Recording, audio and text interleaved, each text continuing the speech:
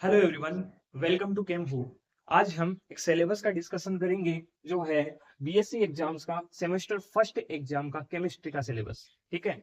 तो मेनली जो हम यहाँ पे सिलेबस का डिस्कशन कर रहे हैं वो शेखावाटी यूनिवर्सिटी का है।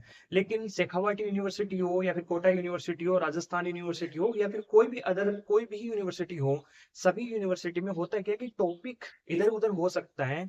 इसके अलावा बहुत ज्यादा चेंजेस आपको सेमेस्टर में मिलेगा नहीं। ठीक है। ऐसा हो सकता है कि यहाँ पे जो फर्स्ट यूनिट है वो वहां पे फोर्थ यूनिट हो जाए और कुछ एक दो टॉपिक्स को इधर उधर कर दिया जाए। इसके अलावा बहुत ज्यादा आपको चेंजेस सेमेस्टर एग्जाम में मिलेगा नहीं।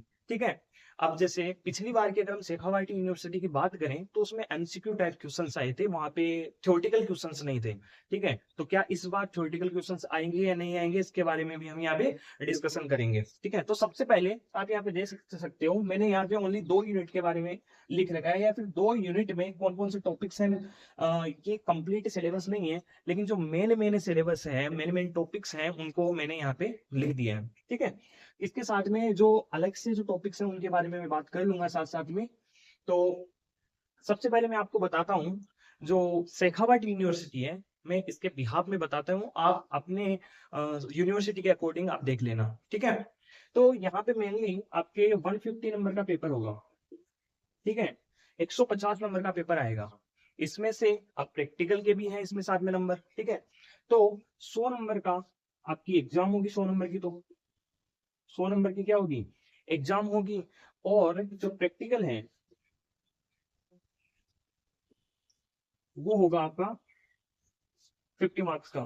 ठीक है। तो हो गया आपके 150 नंबर। अब ये 100 नंबर किस तरीके से यहाँ पे डिवाइड होते हैं, तो मेनली जो फर्स्ट सेमेस्टर है उसमें 4 यूनिट आपको देखने को मिलेगी। 4 में से 2 मैंने यहाँ पे लिख दिए, 2 नेक्स्ट पेज में लिखेंगे। ठीक है। तो 4 आपके पास में अगर यूनिट है तो प्रत्येक यूनिट से आपका 20 नंबर का एक एक क्वेश्चन आएगा। इसका मतलब हम बोल सकते हैं, आप अब देखो जो अथवा में क्वेश्चन आते हैं ना उसी तरीके से आएंगे।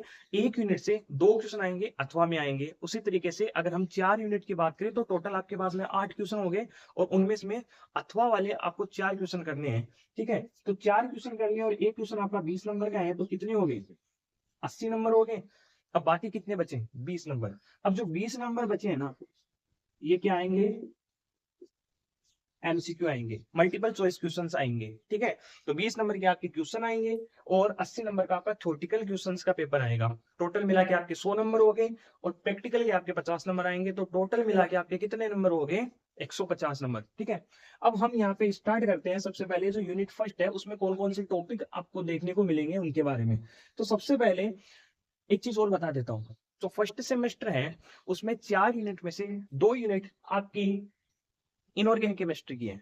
ठीक है। और इसके अलावा जो 2 यूनिट है उसमें कुछ मैथमेटिकल कंसेप्ट्स हैं और फिजिकल केमिस्ट्री है। इसका मतलब जो फर्स्ट सेमेस्टर है उसमें ऑर्गेनिक केमिस्ट्री के आपको टॉपिक्स देखने को नहीं मिलेंगे। ठीक है। तो सबसे पहले हम यूनिट फर्स्ट की बात करते हैं।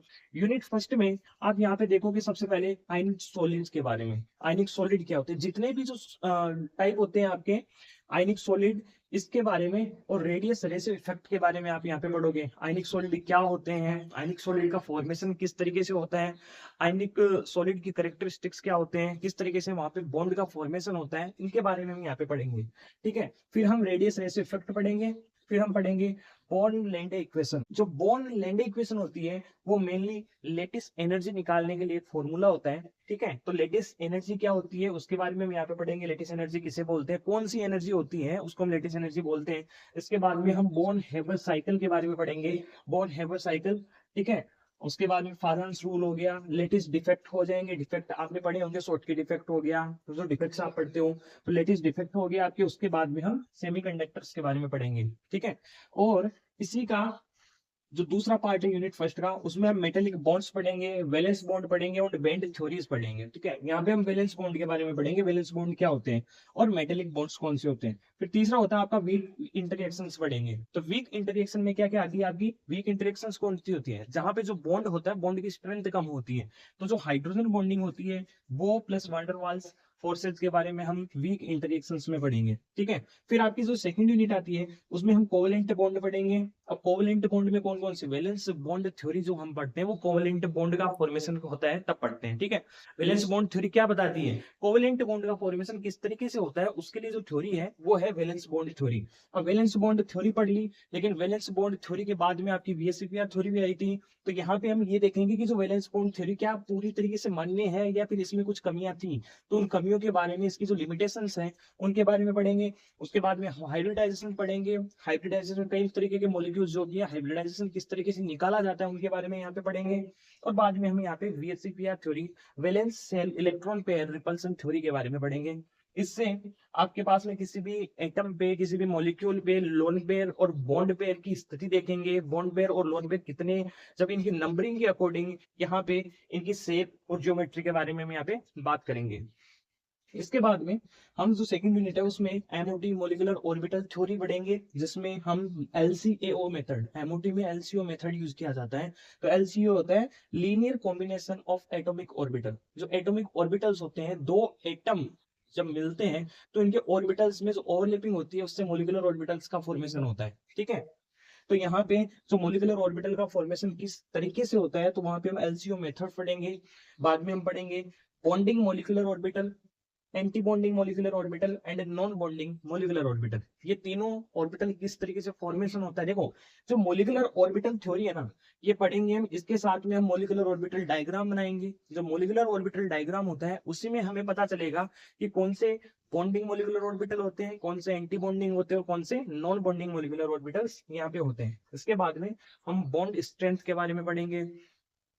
जब भी आप यहाँ पे एमओटी पढ़ोगे तो एमओटी के साथ में आपको बॉन्ड ऑर्डर पढ़ेंगे कि कोई भी एटॉमिक कोई भी मॉलिक्यूल है, इसको एमओटी के थ्रू हम उसका बॉन्ड ऑर्डर निकाल सकें कि उसमें कितने बॉन्ड्स बने हुए हैं, ठीक है। इसके बारे में अब बॉन्ड ऑर्डर जहाँ पे हमने पढ़ा है तो बॉन्ड ऑर्डर ज्यादा भी हो सकता है, बॉन्ड ऑर्डर कम भी हो सकता है। तो बॉन्ड ऑर्डर के अकॉर्डिंग हम उस मॉलिक्यूल की बॉन्ड स्ट्रेंथ के बारे में भी बता सकते हैं। तो बॉन्ड स्ट्रेंथ पढ़ेंगे और बॉन्ड स्ट्रेंथ के साथ में जब बॉन्ड स्ट्रेंथ देखी जाती है तो बॉन्ड एनर्जी के बारे में भी हमें पढ़ना पड़ेगा।